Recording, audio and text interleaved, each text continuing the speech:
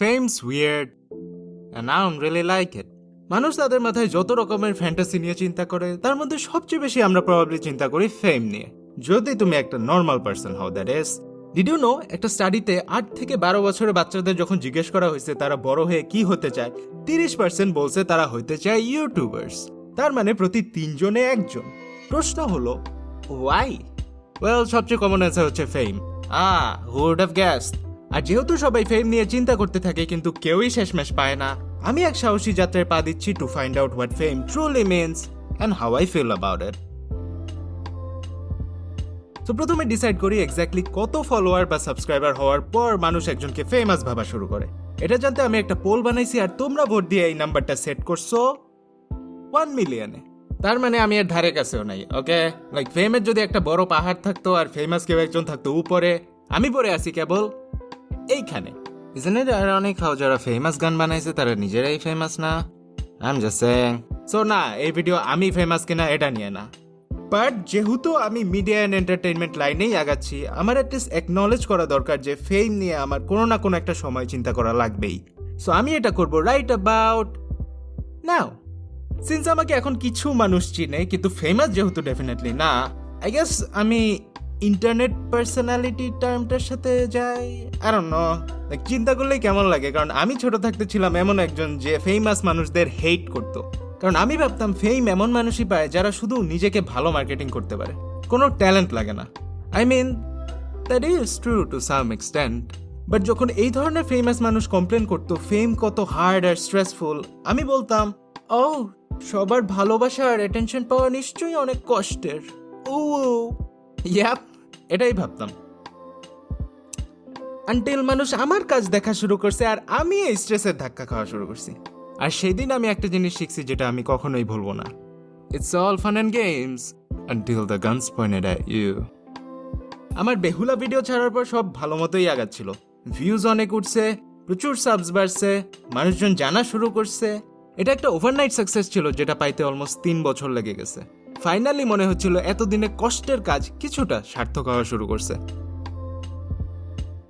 But যখনই সবকিছু আমার মন মতো যাওয়া শুরু করলো, আবার সেই সাথেই মনে হচ্ছিল এক কালো অনিশ্চয়তার কুয়াশা ধীরে ধীরে দিগন্তের মাঝে আপছে পড়ছে। আর এই জিনিসটা আমার ব্রেইনকে কনফিউশনে ফেলা শুরু করছে। Guys, let me introduce you to my new friend, anxiety. স্ক্রিনের সামনে নাম্বারসগুলো যখন ধূপ ধাপ বাড়তেছে, এই ফার্স্ট আমি এত মানুষ দেখে প্যানিক করা শুরু করছি। Don't worry guys, I am a pretty confident guy. But আমি চিন্তায় ছিলাম যে এখন যেহেতু অনেকেই দেখতেছে আমাকে, তাই এখন থেকেই খুব গুছায় চিন্তা ভাবনা করে কথা বলা লাগবে। আর এটা করতে গিয়ে হয়তো আমি আমার আসল পার্সোনালিটি হারাই ফেলবো। I don't want that. এর জন্য স্পটলাইটে আসলেই নার্ভাস লাগে। এটা এমন এক পর্যায়ে চলে গেছিল যে বেহুলা ভিডিও আপলোড দেওয়ার পর আমি 3 দিন ফেসবুকেই ঢুকি নাই।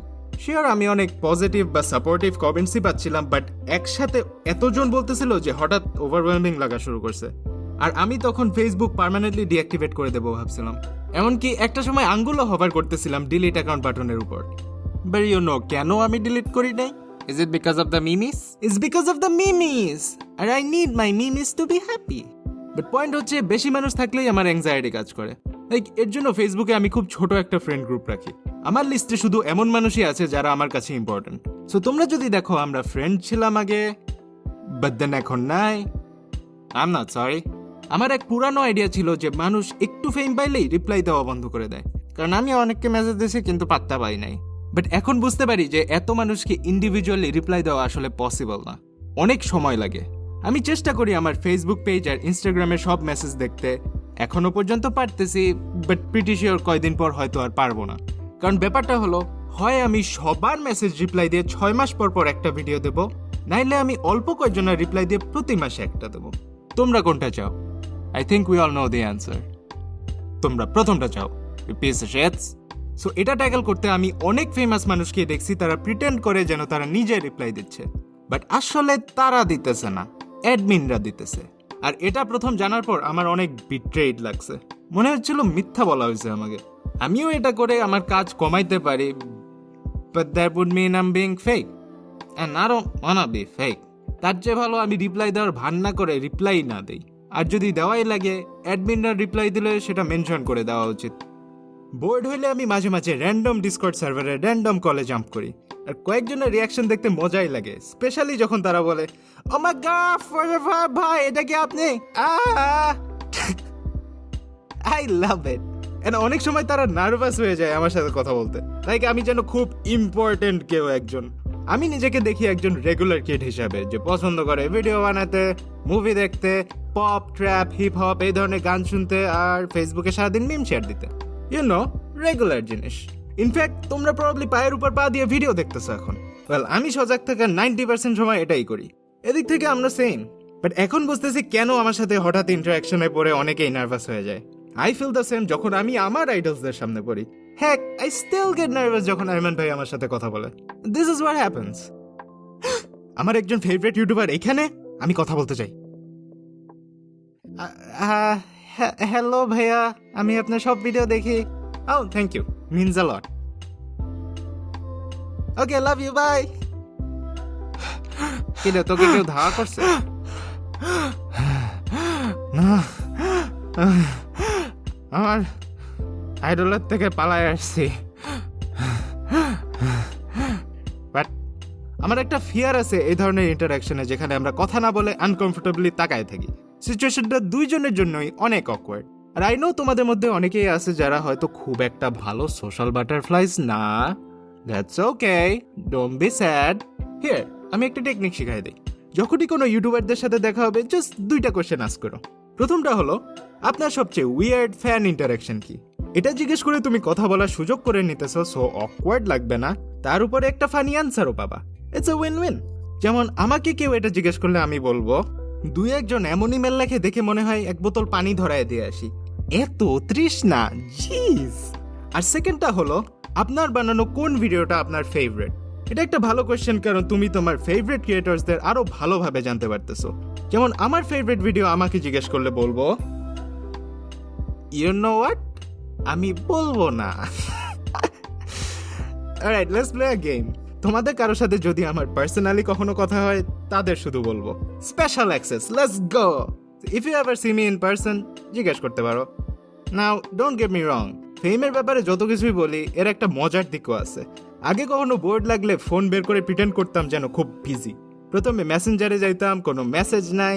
ইনস্টাতে যাই, কোনো নোটিফিকেশন নাই। ইমেলে গিয়ে দেখি খালি এমন ইমেলই আসে where companies try to sell me stuff. But এখন আর এসব করা লাগে না। হ্যাঁ, এখন বাইরে গেলে আমি কমেন্টসে রিপ্লাই দেই, well I ignore my friends like the rest of you. But এত কিছু পরেও বুঝতেছি যে ফেম জিনিসটা আমার জন্য না। একদম সোজা কথায় বললে, আমি এই চ্যানেলটা শুরু করছি খুব সেলফিশ রিজনে। একটা রিজন হলো ভিডিও বানাতে ভালো লাগে তাই বানাই, আরেকটা হলো ক্রিয়েটিভিটি প্র্যাকটিসে না রাখলে আস্তে আস্তে ফেড হয়ে যায়। এত ফেম টেম নিয়ে ভাবি নাই শুরু করার সময়। ফেমে থাকা প্রচুর প্রেশার, আর তার চেয়ে আমার প্রাইভেসির ভ্যালু বেশি। এছাড়াও সব ভিডিও এক ডেডলাইনের মধ্যে দেওয়ার এক্সপেকটেশন রাখলে অনেক স্ট্রেস লাগে। কাজের মধ্যে বেশি ডেডলাইন আনলে কাজ করার সেই মজাটা থাকে না। আর ভিডিও আমি এখনো পর্যন্ত শুধু মজার জন্যই বানাই। একবার আবার একজন বলছিল, ভাইয়া আপনি 3 মাস ভিডিও দেন নাই কেন? হোয়াট দ্য হেল, আমি 3 মাসে 3টা ভিডিও দিছি, তুমি একটাও দেখো নাই। And I think I know why. তোমরা অনেকেই আমার ভিডিও দেখো আর সাপোর্ট করো, বাট নোটিফিকেশন অন করো না। এমনিতেই তেমন ভিডিও দিতে পারি না, তারপর অনেকদিন পরে একটা ভিডিও দিলেও যদি মিস যায়, that's kind of sad. Noti on করো রাইট নাও। আমাকে যদি সাপোর্ট করতে চাও, জাস্ট নোটিফিকেশন অন করা is the best thing you can do. বাকি সব কিছুর থেকে এটাই বেশি হেল্প করে। ভাইয়া বটম লাইন হলো, আপাতত নিজের সময় নিজের পছন্দের টপিকে ভিডিও বানাচ্ছি। বাট যদি দেখি এই ফেম জিনিসটা বেশি স্ট্রেসফুল হয়ে হাতের বাইরে চলে যাচ্ছে, আমি হয়তো আপলোড করা বন্ধ করেও দিতে পারি। সো যদি দেখো আপলোড করা আস্তে আস্তে কমায় দিতেছি, না ইউ নো ওয়াই।